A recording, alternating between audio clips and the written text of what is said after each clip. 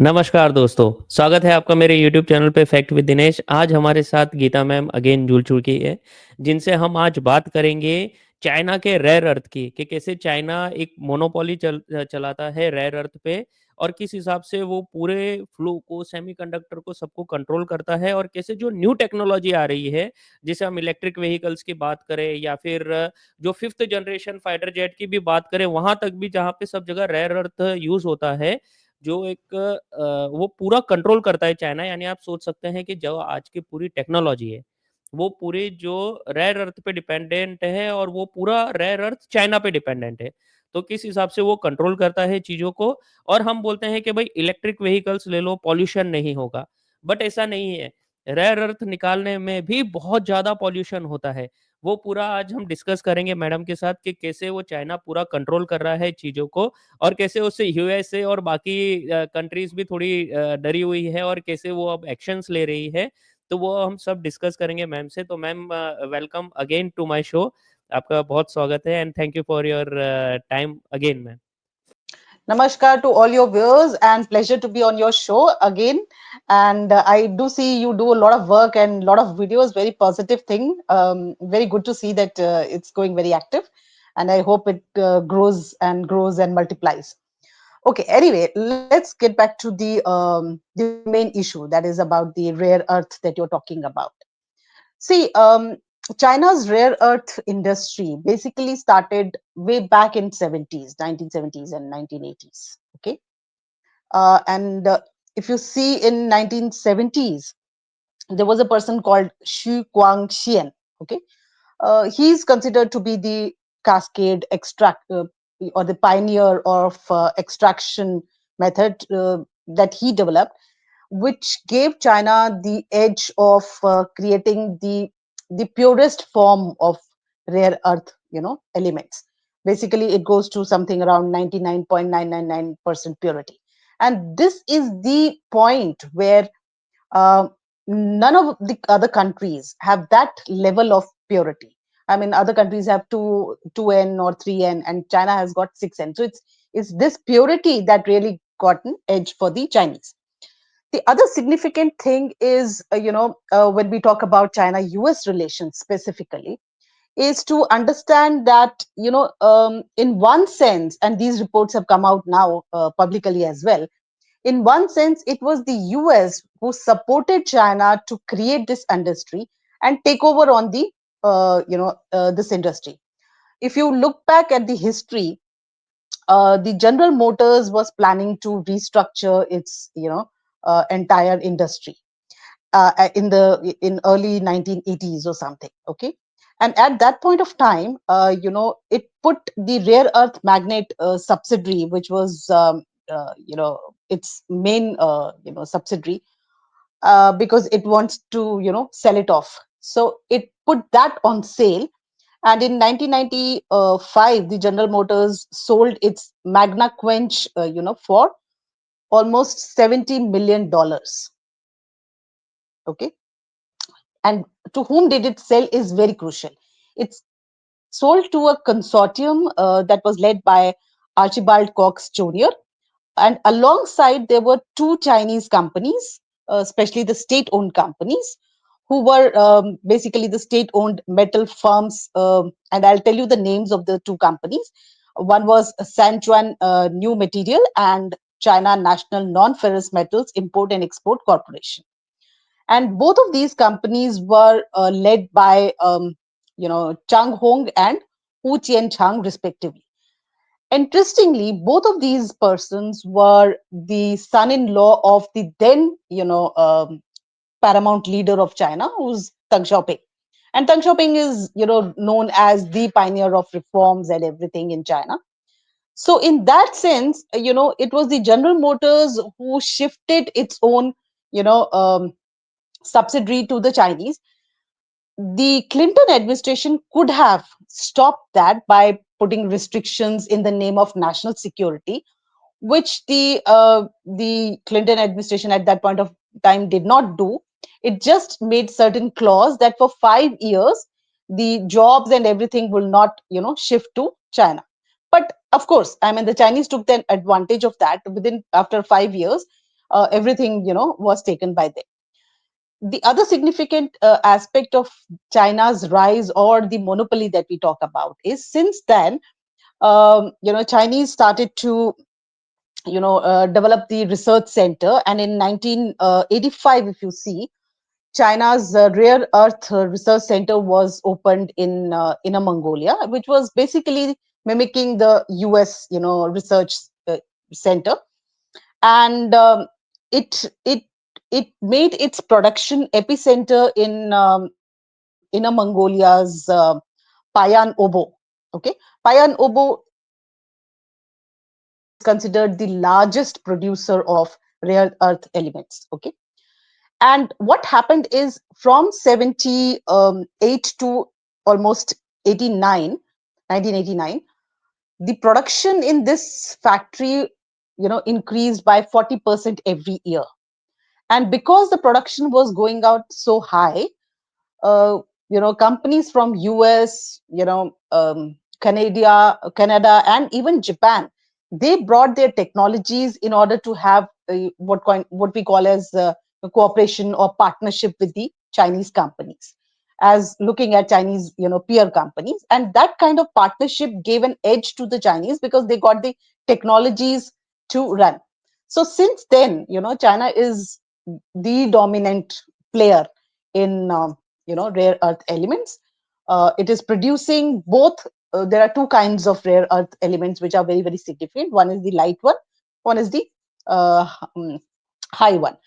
The light one is basically used in uh, something like paints and oils and everything, and the heavy one, that is the most significant, which is of crucial interest to us, and which is what these US and China are talking about, is used in semiconductors, in jets, submarines, in fighter planes, in all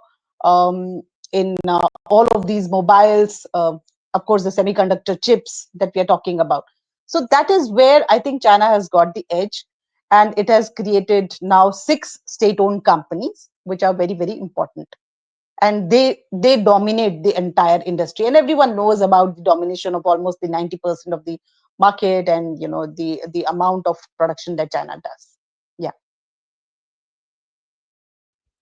Correct, ma'am. We all know, but the thing is that uh, China is controlling the market. Okay, so Yeah.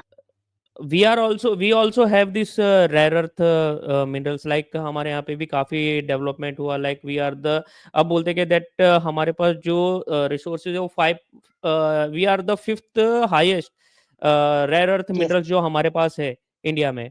Yes. So Yes. Then also जो difference है China का, वो काफ़ी ज़्यादा है as compare to India में जो Huge. Extract होता है. सो ऐसा क्यों मैम? हमारे यहाँ पे क्यों कम है और वहाँ पे क्यों ज़्यादा है? क्या एज है चाइना के पास अभी? So, see, as I said, it is about the purity, it is about the processing, and um, uh, how do you process it, and take it out. It's not just about whether the rare earth elements exist or not. Okay, it is found in many countries. Of course, in India also we have. But in India, we have just created a factory in Noida. तो नोएडा में अभी ये जो factory आपने डाला है, उसका एक रिजल्ट आपको कुछ टाइम बाद दिखेगा. बट वो जो प्रोसेसिंग का एज चाइना ले चुका है, दैट इज वेरी सिग्निफिकेंट. और उसने अब 2010 से अगर आप देखेंगे, तो it has change it's policies, because other factors have come into play. So China is trying to have other countries to do it. Even US is now planning to process it in its own country, redo the production and processing in their own country, also in Africa and other countries. But as of now, I mean, if आज की जब हम बात करते हैं, तो China का वो एज इसलिए भी बना हुआ है क्योंकि एक तो वो प्योरिटी, मैंने आपको बताया कि वो ह्यूज डिफरेंस की प्योरिटी है. दूसरा, उसका जो प्रोसेसिंग है, मेन फैक्टर, कि आप उसको किस टाइप से प्रोसेस कर पाते हैं, क्योंकि तो उसमें बहुत ज्यादा रेडिएशंस होते हैं, जो बहुत ज्यादा पोल्यूशन होता है. वो सब जो है वो बहुत सारी कंट्रीज नहीं करती. At least US laws did not allow that. Okay, and we can talk about that letter.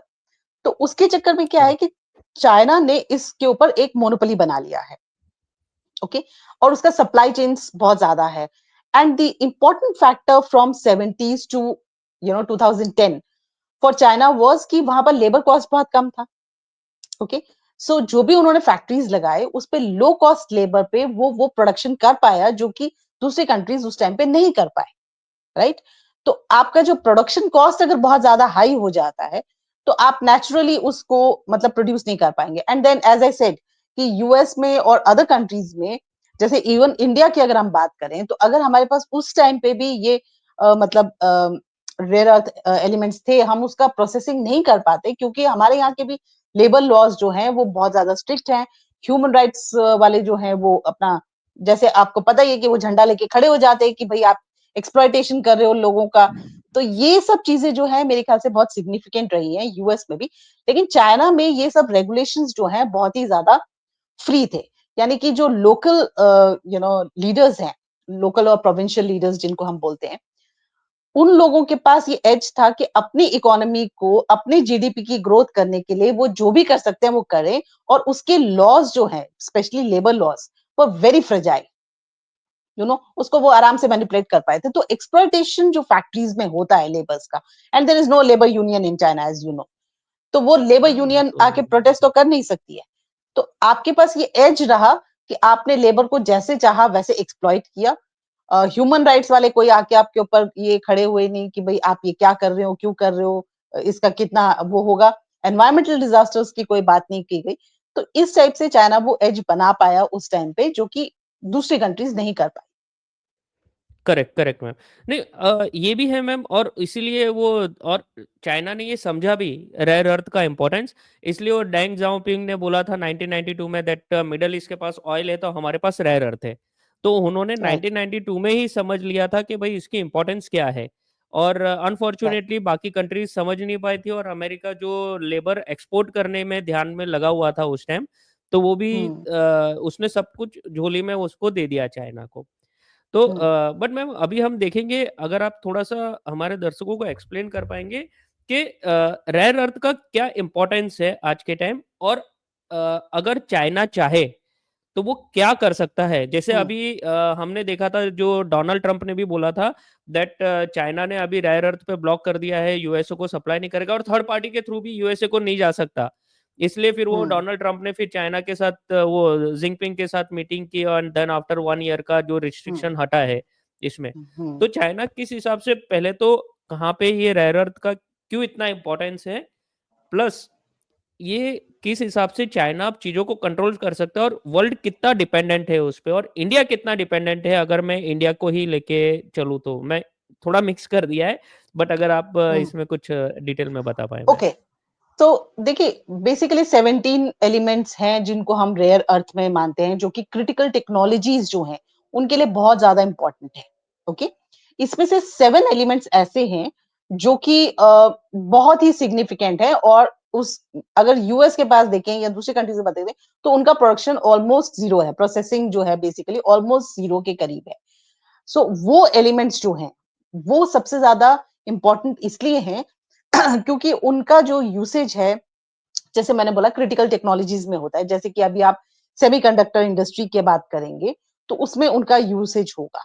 उसके बिना आपके सेमीकंडक्टर्स नहीं बन सकते। चिप इंडस्ट्री की बात करते हैं तो चिप्स जो हैं वो बनेंगे नहीं। अब जैसे आप लिथियम की बात करिए या कोबाल्ट की बात करें, ठीक है।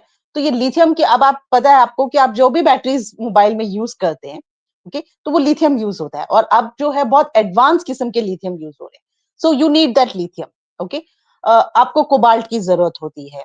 अगर कोबाल्ट नहीं है तो आप बहुत सारे, आप बेसिकली अगर आप सोचें तो आज की आपकी डे टू डे लाइफ से लेकर जो भी हमारी क्रिटिकल टेक्नोलॉजीज हैं, जो फाइटर जेट्स हैं या कंप्यूटर्स हैं या मोबाइल फोन्स हैं या स्पेशली जो आज अब हम ग्रीन एनर्जी की तरफ जा रहे हैं तो हम इलेक्ट्रॉनिक व्हीकल्स की बात करेंगे, तो वो सारे के सारे जो हैं इन्हीं मेटल्स की वजह से चलेंगे। जैसे कि लिथियम की बैटरीज लगेंगी अगर आपने इलेक्ट्रॉनिक व्हीकल्स की बात करी, ओके। इस टाइप से जो 7 मेटल्स हैं, कि वो बहुत ज्यादा क्रिटिकल हैं आपकी ग्रीन एनर्जी बनाने के लिए। अब वो कितनी ग्रीन बनती है नहीं, वो एक अलग बात है, उसके ऊपर हम अलग से चर्चा करते हैं। दूसरी तरफ अगर आप देखेंगे तो इंडिया जो है, इंडिया में अभी देखिए मैंने आपको बोला कि हमारे पास रेयर अर्थ एलिमेंट्स हैं, क्योंकि ये तो पूरे अर्थ के क्रस्ट में है, तो ये सब जगह आपको मिल जाएंगे। ओके, ऑस्ट्रेलिया में भी है, थाईलैंड में भी है, म्यांमार में है, यूएस में है, अफ्रीका में है। सो ये अर्थ के क्रस्ट के अंदर होते हैं, बट इसको निकालने के दो तरीके के प्रोसेसेस होते हैं, जो कि बड़े कॉम्प्लेक्स प्रोसेसेस हैं। और स्पेशली उसके लिए वो जो पॉन्ड्स वगैरह सब बनता है, anybody can research on that if they want to. तो वो चीजें जो है वो आपके उस अर्थ को या उस एनवायरनमेंट को खराब करने की उसमें बहुत ज्यादा क्षमता होती है, जिसकी वजह से हर एक कंट्री वो नहीं कर पाता। और उसके प्रोसेसेस करने के लिए, जैसे मैंने आपको बोला कि उसके लिए टेक्नोलॉजीज की जरूरत होती है, जो कि जापान, कनाडा वगैरह, यूएस ने चाइना को सप्लाई की थी। ओके, आज की डेट में वो टेक्नोलॉजीज अभी दूसरी कंट्रीज के पास नहीं है। इंडिया के पास भी एज आई सेड कि रेयर अर्थ एलिमेंट्स तो हैं, लेकिन उसकी प्रोसेसिंग करके उसको उतना रिफाइन करके यूज करना, वो चीज जो है आज की डेट में इंडिया की उतनी कॉम्पिटेंसी नहीं है। इसीलिए अभी 4 कंपनीज ऐसी हैं जिनको चाइना ने ये अलाउ किया है कि वो इलेक्ट्रॉनिक व्हीकल्स जो हैं वो दे सकते हैं, जिसमें रेयर अर्थ एलिमेंट्स होंगे, but they can not resell it to US with all that conditions. Okay, और इसी तरीके से अगर आप देखेंगे कि जो चाइना है वो खुद अपना जो डाइवर्सिफिकेशन है इंडस्ट्रीज का वो कर रहा है। जैसे 2010 के बाद से स्पेशली अभी चाइना का अगर आप गोल देखेंगे तो एक CO2 रिड्यूस करने का, यानी कार्बन रिड्यूस करने का एक पूरा 2060 तक का पूरा लॉन्ग टर्म एक प्लान है।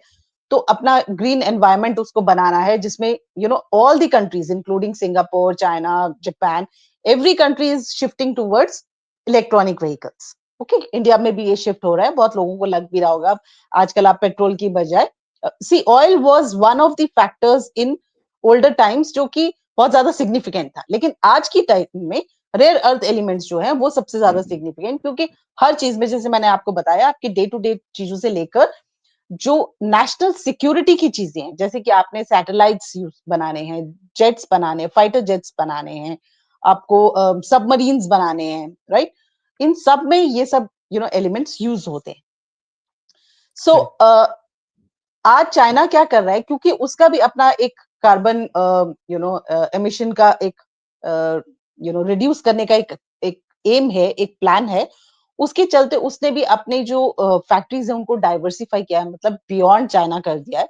तो वो अफ्रीका में बहुत सारी जगहों पे उस फैक्ट्रीज लगा रहा है और वहां पे उनका प्रोसेसिंग यूनिट्स को स्टैब्लिश कर रहा है। ओके, अर्लियर उसने म्यांमार में और थाईलैंड वगैरह में सब में किया हुआ है। And other countries are also trying to do, but see करने को तो ऑस्ट्रेलिया भी बहुत ज्यादा इसकी प्रोसेसिंग करता है, but it is not at par to China. China still is the monopoly of this. So वो ग्लोबल सप्लाई चेन्स जो हैं, अगर जैसे कि आपने जो अभी बात बोली कि 80s से, बल्कि मैं बोलूंगी कि 70s से ही उनको ये अंडरस्टैंडिंग हो गई, लेट 70s से अर्ली 80s से, कि this is going to be very crucial. तो उसके लिए उन्होंने बहुत जबरदस्त उस पर काम किया है। और ये मोनोपोली को चेंज करने के लिए, जैसे कि अब हमने बोला कि यूएस में भी वो लोग प्रोसेसिंग यूनिट्स बना रहे हैं, India also is working on that.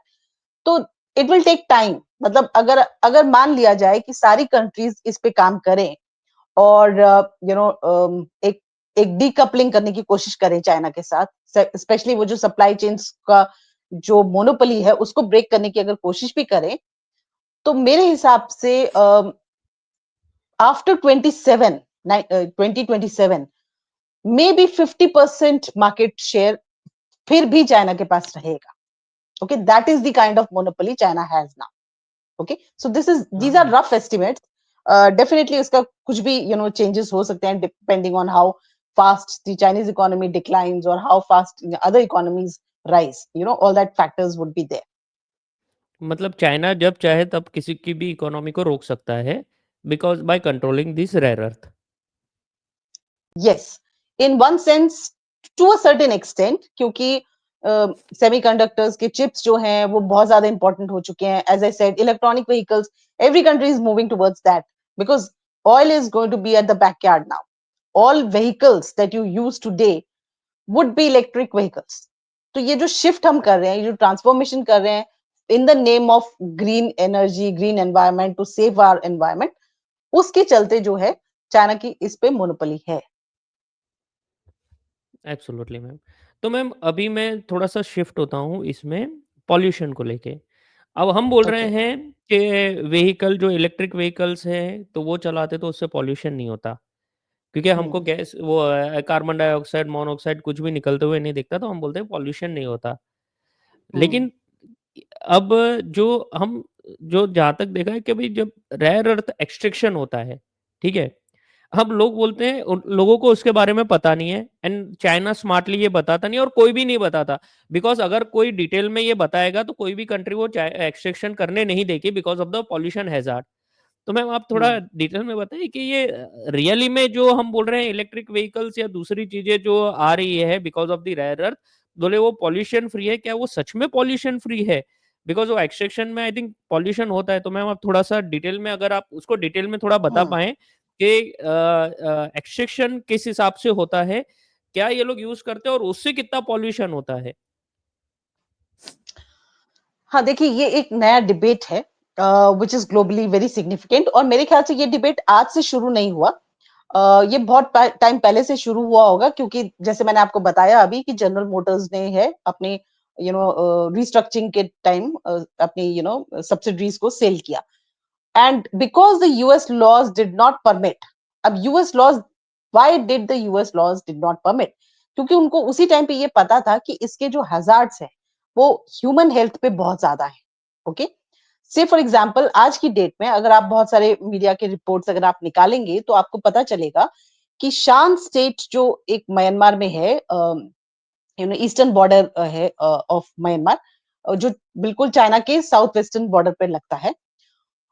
China ने अपनी फैक्ट्रीज वहां पे बनाई हैं। ओके, अब ये जो जगह है, बेसिकली इधर यूनाइटेड वास्ट स्टेट आर्मी जो है वो कंट्रोल करती है, which is basically a very powerful, और वो आई वुड से कि म्यांमार की most powerful ethnic armed group का एरिया है। ओके, इस एरिया में चाइना जो है ये एक्सट्रैक्शन करता है, और मैंने आपको बताया कि इसके दो प्रोसेसेस होते हैं। ओके, एक तो पाइप्स, जो पीवीसी पाइप्स होती है उनको अंदर डाल के ड्रिल किया जाता है और उससे उसके बाद उसका निकाला जाता है। दूसरा ये है कि एक पॉन्ड टाइप बना के और सारे रेयर अर्थ मेटल्स को निकाल के उसका उस पॉन्ड की तरीके से उसमें कलेक्ट किया जाता है। अब उसमें प्रॉब्लम क्या होता है कि two three things happen. One, कि ये जो आपने पॉन्ड टाइप बनाया है, जो पानी इकट्ठा होता है, इसका अंडरग्राउंड जाने का पॉसिबिलिटी बहुत हाई है। ओके, तो ये कंटेमिनेट करेगा आपके ग्राउंड वाटर को। ओके, और धीरे धीरे ये कंटेमिनेशन जो है ये निकलते निकलते आपकी नदियों में आ जाएगा, जो कि चाइना में ये इम्पैक्ट देखा गया था 2010 में। व्हेन चाइना ने अपनी पॉलिसी चेंज की, तब उनको ये इम्पैक्ट अपनी कंट्री में नजर आ रहा था, क्योंकि बहुत सारी नदियों के पोल्यूशन के बहुत सारे केसेस आए थे। अब तो खैर चाइना ने उसको एक तरह से कवर अप कर दिया है and there are no these things, लेकिन चाइना में भी ये पोल्यूशन जो है धीरे धीरे जाते जाते उनके यांगसे रिवर, जो येलो रिवर बोलते हैं, उसमें हो गया था। और वो एक मेन सोर्स ऑफ वाटर है, मेन सोर्स ऑफ लाइवलीहुड है। वहां के जो फार्मर्स हैं उनकी जो जो भी फार्म प्रोडक्शन है उसको इम्पैक्ट करता है। ओके, तो चाइना में ये दिख गया। अभी मैं आपको बता रही हूँ कि जैसे म्यांमार हुआ, यहाँ पे भी आपके जो फार्मर्स हैं उनको ये पता चलेगा कि ये जो मतलब रेडिएशन जो धीरे धीरे जा रहा है अंडरग्राउंड से रिवर में जा रहा है, तो ये रिवर को पोल्यूट कर रहा है, फार्म प्रोडक्शन को पोल्यूट करता है। उसके अलावा ये जब आप एक्सट्रैक्ट करते हैं, इसमें बहुत तरह के रेडिएशंस निकलते हैं यूरेनियम के, which are radioactive material. Okay, तो ये radioactive material is something like जैसे कि आपके न्यूक्लियर फैसिलिटीज में होता है। अगर आप, क्योंकि आपको सबको पता ही है कि न्यूक्लियर वेपन्स जो बनाते हैं वो यूरेनियम से बनता है, अगर उसका जरा सा भी लीकेज होता है तो आपको कैंसर हो सकता है, आपको बहुत सारी हेल्थ की प्रॉब्लम्स हो सकती हैं एक्सट्रीम लेवल की। चाइना में ऐसा हो चुका है, बिकॉज चाइना में कई ऐसे विलेजेस हैं जहां पे कैंसर विलेजेस हो चुके हैं। Okay, they are called as cancer villages. अब बेसिकली वो रेडिएशन का इफेक्ट हुआ है। जैसे मैंने आपको बताया कि वहां पे वो इम्पैक्ट उनको नजर आ गया था, इसीलिए उन्होंने उनको डाइवर्सिफाई किया और कंट्री से बाहर उनका प्रोडक्शन शुरू किया, and so they chose Myanmar as a place as I am talking about. तो म्यांमार में भी क्या है कि अब ये इफेक्ट आपको धीरे धीरे नजर आएगा, क्योंकि जैसे मैंने आपको बोला कि यूरेनियम जो रेडियम है, इसका जो रेडिएशन है वो आपको कैंसर जैसी बीमारियां दे सकता है। ओके, और भी बहुत सारे इफेक्ट्स होते हैं, आपके ऑर्गन फेलियर हो जाते हैं, आपको डिस्फॉर्मिटी हो जाती है, स्किन इरिटेशन हो सकती है, इस टाइप के बहुत सारे आपके पर्सनल हेल्थ के इश्यूज हो जाते हैं।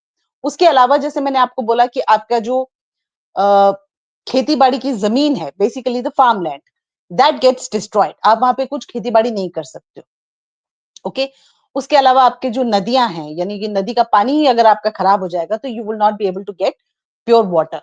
ओके, हो सकता है कि इस टाइप का जब इशू म्यांमार में भी बहुत बढ़ जाएगा, तो आपको जैसे चाइना ने अपनी कंट्री में किया कि जब इनका ये मतलब पोल्यूशन के बहुत सारे इश्यूज बाहर आए, तो चाइना को खुद एक फैक्ट्री वहां, मतलब एक यूनिट लगाना पड़ा उस रिवर वाटर को क्लीन करने के लिए। ओके, सो यही चीज मेरे ख्याल से और कंट्रीज में भी होगा। तो बहुत सारी कंट्रीज में इन सब चीजों को लेके ये पता चलता है कि ये एनवायरमेंट, आप एक तरह से तो इलेक्ट्रॉनिक व्हीकल्स ला रहे हैं जो कि ग्रीन एनर्जी के लिए ला रहे हैं और क्लीन एनर्जी के लिए ला रहे हैं, लेकिन ग्रीन एनर्जी लाने के लिए जो आप डिस्ट्रक्शन कर रहे हैं लैंड का, रिवर्स का, यू नो और जो इम्पैक्ट हो रहा है ह्यूमन लाइफ पे, that is huge. Okay, that entails human cost. उसके अलावा जब आप इसका एक्सट्रैक्शन करते हैं, ऐसा म्यांमार में भी हुआ है, बहुत सारे लैंडस्लाइड्स होते हैं, क्योंकि जब आप इनका एक्सट्रैक्शन करते हैं, एक तो इनका एक्सट्रैक्शन करना बहुत ज्यादा मुश्किल है, तो जो लेबर उस पे लगती है, उनकी safety and security is a major issue. क्योंकि माइनिंग की जो आपको पता ही है कि जो फैक्ट्रीज लगती हैं, जहां पे लगती हैं, ये जहां पे मिलते हैं, उनका डिग करना पड़ता है, तो कई बार बहुत सारा आपको डिफॉरेस्टेशन करना पड़ता है। एक तो फैक्ट्री लगाने के लिए, मतलब वो प्रोडक्शन यूनिट लगाने के लिए आपको पेड़ काटने पड़ते हैं, और दूसरा ये कि बहुत ज्यादा जो ये पोल्यूशन होता है, उसके चक्कर में भी बहुत ज्यादा डिफॉरेस्टेशन होता है। अब जब डिफॉरेस्टेशन होगा तो लैंडस्लाइड्स भी होते हैं। ओके, एंड ऐसे बहुत सारे इंसिडेंट्स, एक्सीडेंट्स हो चुके हैं, चाइना में भी हो चुके हैं और म्यांमार में भी हो चुके हैं, जहाँ पे people died. One of the very it's like shocking case I would say was in Myanmar, जहाँ पे वो जो लेबर था वो उसके अंदर ही दब गया और उनको पता ही नहीं चला, and they could take out the body of the. तो जब बहुत हैवी बारिश हुआ, पूरा मिट्टी वगैरह वहां से निकल गया, उसके बाद उसका बॉडी मिला। So you can understand the the the danger of doing this work. मुझे लगता है कि ये जो हम बात करते हैं कि एक तरह से हम लोग इलेक्ट्रॉनिक व्हीकल्स लाएंगे तो हम लोग क्लीन एनर्जी की तरफ जाएंगे, हम लोग ओजोन लेयर अपनी बेटर कर लेंगे, हमारा जो पोल्यूशन लेवल्स हैं उसको डाउन कर लेंगे, लेकिन दूसरी तरफ ही हम ये पोल्यूशन और एनवायरनमेंट को, so this is the larger debate that is happening today. अब इस डिबेट में क्या है कि अमेरिकन, एज आई सेड, ये डिबेट पहले से ही अमेरिका में भी था, अभी ये इंडिया में भी थोड़े टाइम में मेरे ख्याल से आएगा, and we really need to make our choices very efficiently, कि हम किस तरीके से ऐसी टेक्नोलॉजीज का इस्तेमाल कर सकें कि जब हम इनका एक्सट्रैक्शन करें और प्रोसेसिंग करें तो वो बहुत, मतलब कंस्ट्रेन्ड और लिमिटेड रिस्ट्रिक्टेड एरिया में हो और उसका इम्पैक्ट दूसरी जगह पे ना। ओके, क्योंकि जैसे जैसे मैंने आपको बताया कि धीरे धीरे जो है ये ग्राउंड में जाके भी उसका इम्पैक्ट होता है, उसको कंट्रोल करना जो है एक बहुत ज्यादा टेक्नोलॉजिकली एडवांस आपको वो देखना पड़ेगा। But but at the same time, the demand for this kind of things, like especially rare earth की जो हम बातें कर रहे हैं, उसका जो डिमांड है, उसके एस्टिमेट के हिसाब से देखा जाए तो bye 2040 demand of these rare earth will go almost 6 folds. Okay, and जैसे लिथियम बैटरीज की हम बात कर रहे हैं, कोबाल्ट की बात कर रहे हैं, इसका डिमांड भी बाय 2050 10 to 20 times हो जाएगा। सो ऑन एन एवरेज ये सारे रेयर अर्थ मेटल्स की अगर हम बात करेंगे तो with in few years, like I am saying around 20 to 25 years के अंदर, इनका जो डिमांड है इन सब का will go above 20%, maybe 10 times or 20 times, that kind of Yes. not 20%, 20 times, इस टाइप का आपका डिमांड बढ़ने वाला है। So we really need to have a public debate, a proper global debate as well, कि हमें इसको एनवायरमेंट को प्रोटेक्ट करते हुए ये ग्रीन एनर्जी का यूटिलाइजेशन कैसे करना है. I think that would be very crucial. Absolutely ma'am, because अगर अभी ही इतना इम्पैक्ट हो रहा है, आई थिंक यहाँ पे वो जब ये रेयर अर्थ निकलता है तो ये लोग HCl और H2SO4, concentrated HCl and H2SO4 भी राइट, यूज़ करते हैं, राइट, जिससे राइट. जिसका वेस्टेज भी रिवर्स में जाता है, तो वो भी काफ़ी ज़्यादा पॉल्यूट हो रही है रिवर। तो ये म्यांमार और नॉर्दर्न थाईलैंड में भी सब जगह ये प्रॉब्लम हो रहा है, उनकी मेन रिवर्स ये कंटामिनेट हो रही है। सो अगर हम चाहते हैं दैट अभी हम इलेक्ट्रिक व्हीकल्स पे मूव कर रहे हैं, जैसे India is a big hmm, market, अगर इंडिया भी मूव कर रहा है और अगर वो इतना पॉल्यूशन क्रिएट कर रहा है, बिकॉज़ हम जो बात कर रहे हैं कि भाई एयर पॉल्यूशन, अभी दिल्ली में भी जो हम्म, डिबेट चल रही है air pollution, but what about the या, land pollution? What about the hmm, river pollution? उसका क्या करोगे एब्सोल्युटली. आप? और हम्म, वो ग्राउंड वाटर में अगर कंटेमिनेशन हो गया तो फिर तो हमारे जो विलेजेस है और बाकी सबकी लाइफलाइन ही ग्राउंड वाटर है। तो एब्सोल्युटली. ये भी यस, यस, तो ये अगर हम इंक्रीज़ कर रहे हैं तो हमको देखना है कि क्या हम दूसरी टेक्नोलॉजी यूज़ कर सकते हैं। तो हम्म, अगर but what do you think ma'am, इसमें एक छोटा-सा ये डिस्कशन मैं लाता हूँ कि क्या ये जो बड़ी कंट्रीज़ है लाइक हम्म, हमने पास्ट में भी देखा है, लाइक चाइना भी यूज़ कर रहा है, म्यांमार को यूज़ कर रहा है अभी लाइक अ लेबर, ठीक है? उनको हम्म, नहीं पड़ी, चाइना से चले गया दे डोंट केयर, चाइना से चले गया हम्म, बस हमारा काम हो रहा है। यूएस भी हम्म, ऐसे ही करा अफ्रीका के साथ, यूरोप ने भी ऐसे ही किया अफ्रीका हम्म, के साथ। तो क्या ये लोग एक्चुअली बिज़नेस देखेंगे कि ये पॉल्यूशन का इस हिसाब से देखेंगे, बिकॉज़ इनकी कंट्री में नहीं हो रहा, बाहर हो रहा है। हम्म, हम्म. तो ये लोग कुछ देखेंगे? देखिए, आई डाउट के देखेंगे। देखिए, बिजनेस पर्पस से अगर आप सोचेंगे तो business mind does not think about it. Business होगा तो वो बिजनेस का ही सोचेंगे. But as a state policy मुझे लगता है कि हर कंट्री को अपनी इंटरेस्ट के बारे में सोचना पड़ेगा. जैसे कि म्यांमार को म्यांमार के बारे में सोचना पड़ेगा, अफ्रीका को अफ्रीका के बारे में सोचना पड़ेगा. अफ्रीकन कंट्रीज जैसे कि केनिया हो गया, कॉन्गो हो गया, इनके अभी चाइना के साथ भी एक अंडरस्टैंडिंग हुई है और वहां पे वो प्रोडक्शन यूनिट्स सेटअप किए हैं, राइट, रेयर अर्थ के एक्सट्रैक्शन के लिए. US is also talking with Pakistan. Okay. और ये बहुत बड़ा इंपॉर्टेंट इशू था जब आसिम मुनीर जी गए हैं. तो ये सब चीजें मुझे लगता है कि उस स्टेट को अपने स्टेट को देखना पड़ेगा. जैसे कि अगर आप वर्ल्ड ट्रेड ऑर्गेनाइजेशन की बात करते हैं तो आपको ये पता होगा कि हम लोगों ने जब वर्ल्ड ट्रेड ऑर्गेनाइजेशन में बात किया तो दोहा राउंड्स वगैरह आपने सुने होंगे. तो India took a stand. India ने अपना स्टैंड लिया कि हमारे एग्रीकल्चर इंडस्ट्रीज को अगर हम सब्सिडाइज नहीं करते हैं तो हमारे जो फार्मर्स है वो मर जाएंगे. उनका तो आप अपने कंपटीशन के हिसाब से फ्री ट्रेड ले आएंगे तो हमारे फार्मर्स का क्या होगा. तो India took a very clear stand on that, right. तो ऐसे ही जब आपकी कंट्री के एक्सप्लॉइटेशन हो रहे हैं, ऑफ कोर्स ग्लोबल साउथ की कंट्रीज हैं वो भी यूनाइट हो सकती हैं under the leadership of India और any other country. So then probably we will take up these issues there as well. But I think this is also a matter of individual countries to think कि भाई उनकी land का क्या हो रहा है, उनके वहां पे किस टाइप का पोल्यूशन हो रहा है.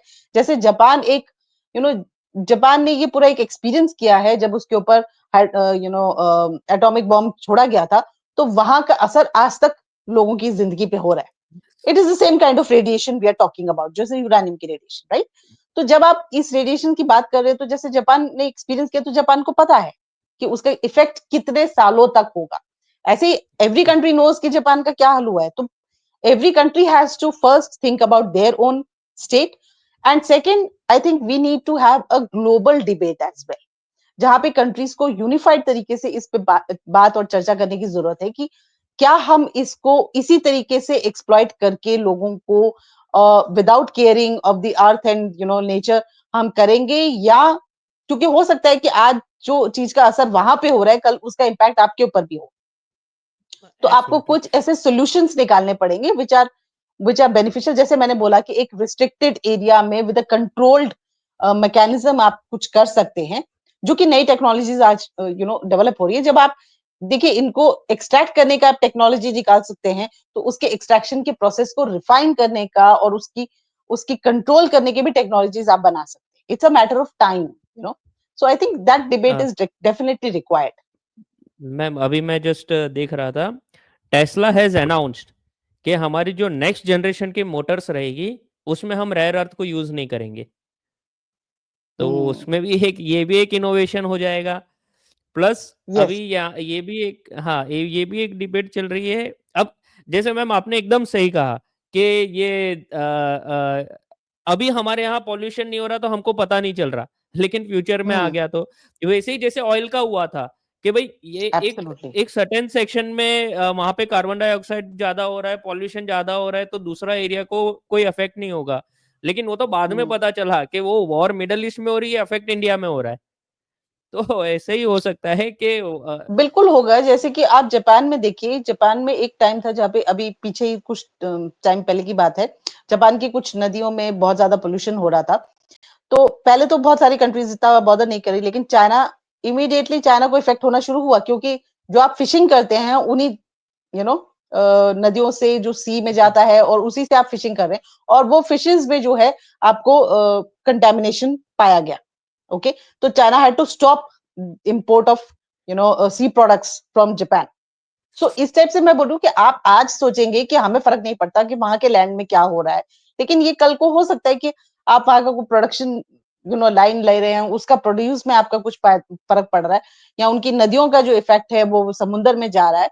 So we have to really rethink over all of this. Correct, correct, correct.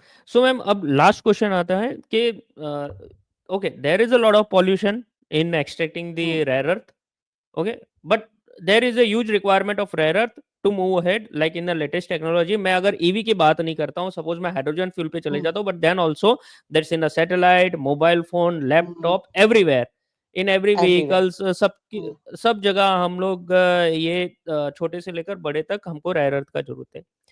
Now if world is moving ahead कि भाई हमको चाइना की मोनोपोली तोड़नी है, इंडिया भी वो ट्राई कर रहा है और इंडिया के पास इतने रिजर्व्स भी मिल रहे हैं रेयर अर्थ के, and it's a good thing. But what do you think कि इंडिया का नेक्स्ट क्या प्लान होना चाहिए 10 years में, तब तक हम ये चाइना की मोनोपोली, हम डिपेंडेंट ना रहे इतने जो हम आज हैं। बिकॉज एक छोटा सा एग्जांपल के साथ कि जब ये कोविड आया था, जब सेमीकंडक्टर मिलना मुश्किल हो रहा था, वहां से चाइना से सप्लाई नहीं हो रहा था, तो मैं खुद एक ऑटोमोबाइल में हूँ, तो मुझे भी प्रॉब्लम हुआ था, बिकॉज वहां पे बनना ही बंद हो गया था कार विदाउट सेमीकंडक्टर। तो अगर मुझे ये मोनोपोली तोड़नी है चाइना की इंडिया को, तो मैं क्या स्टेप्स ले सकता हूँ? जस्ट यही है कि रेयर अर्थ एक्सट्रैक्शन में यहाँ पे बढ़ाऊं, जो मैं ऑलरेडी कर रहा है इंडिया, बट इसका affect, India is a democratic country, तो पॉल्यूशन का वो प्रोटेस्ट ज्यादा हो जाएगा। तो हम क्या कर सकते हैं इसमें? क्या हम भी डाइवर्सिफाई कर सकते हैं चाइना के अलावा कोई और, या फिर हम इंटरनली कैसे इसको सॉल्व कर सकते हैं मैम? देखिए, इसमें दो तीन चीजें बहुत सिग्निफिकेंट है। पहली बात तो ये कि मुझे ऐसा लगता है कि ये बहुत अर्ली स्टेज में हमें पता चल गया कि चाइना जो है इस मोनोपोली को एक्सप्लॉइट करेगा, और उसका एक टूल की तरह वॉर गेम्स में और डिप्लोमेटिक गेम्स में यूज करेगा। It's a very early stage that we have come to know, क्योंकि अभी हम इलेक्ट्रॉनिक व्हीकल्स पे पूरे डिपेंडेंट नहीं हुए हैं, राइट? अभी भी हम पेट्रोल पे भी चलाते हैं, सीएनजी पे भी चलाते हैं, और बहुत सारी ऐसी टेक जो इंडस्ट्रीज हैं अभी कंप्लीटली चाइना पे डिपेंडेंट नहीं है। ओके, रेयर अर्थ के लिए हैं, but otherwise they are not completely dependent. At least India is not completely dependent. तो अर्ली स्टेज में पता होने से क्या होता है कि आपको पता है कि ये चैलेंज आने वाला है, तो आप उसके लिए पहले से ही एक प्रिपेयर्डनेस प्लान बनाना शुरू कर देते हैं, and that pushes the country कि आप अपना इनोवेशन कीजिए, अपना एक्सट्रैक्शन कीजिए, जो कि अभी हुआ है। जैसे आप खुद ही बोल रहे हैं कि इंडिया ने बहुत जगह ये ढूंढना शुरू कर दिया।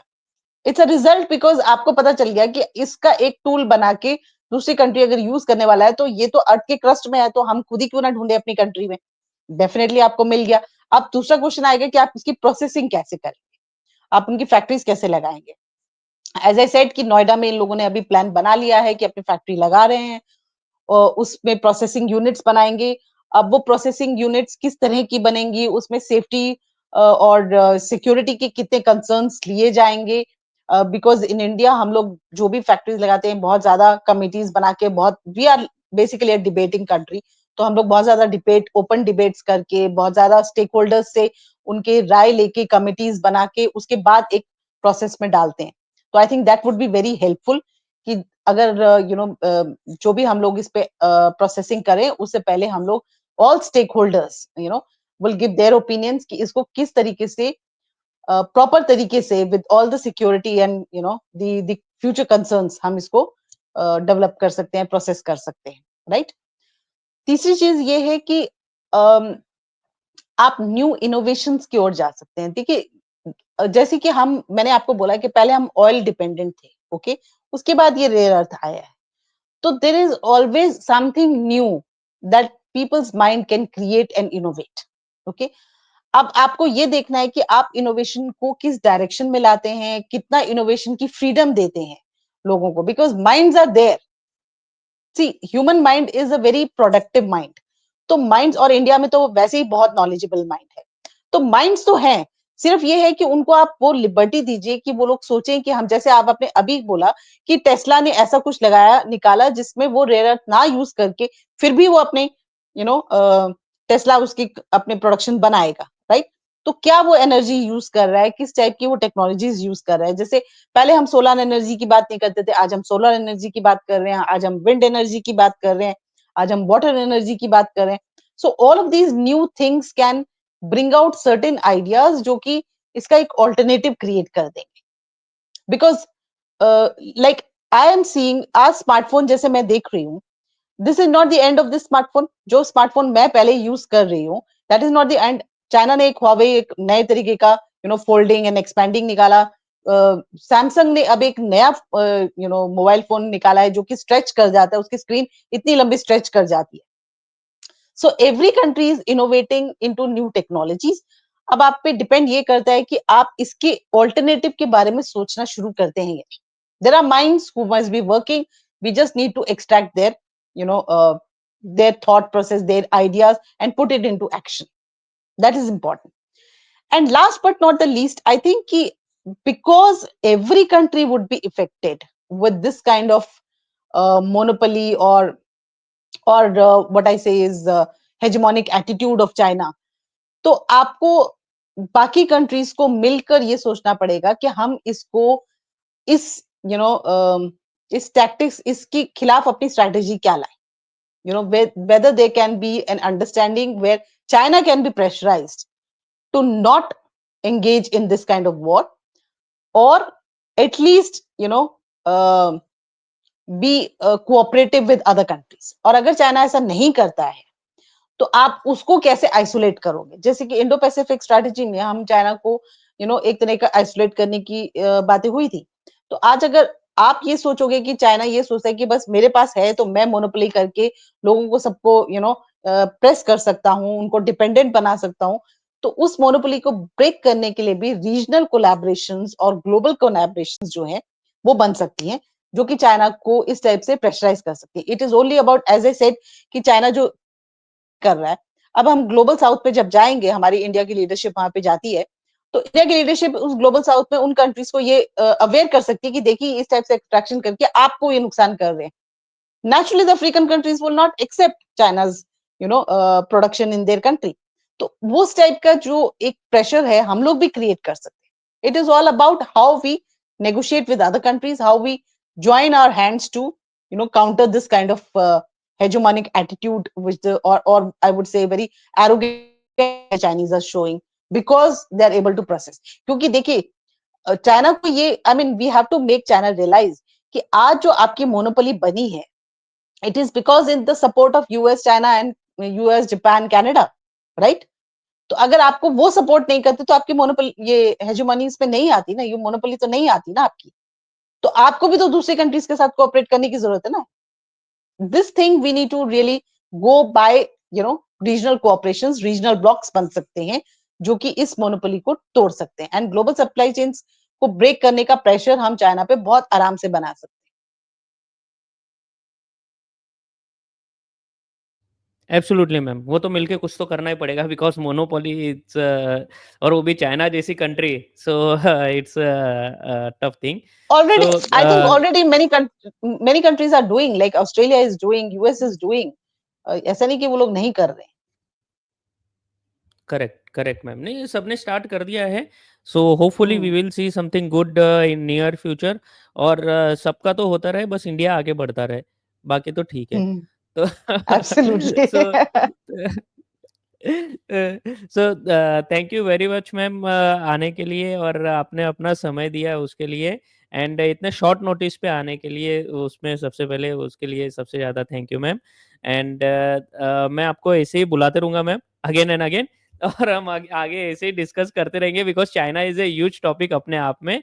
तो Absolutely. थैंक यू मैम आने के लिए, एंड अपना समय देने के लिए, और हमारे जो दर्शक हैं उनको ये पूरा इन्फॉर्मेशन देने के लिए, दैट, और आपको भी समझने के लिए कि जो चीज़ आपको दिखती है कि ये सही है, वो हमेशा सही नहीं होती। कहीं न कहीं कुछ न Mm. कुछ गलत होता रहता है।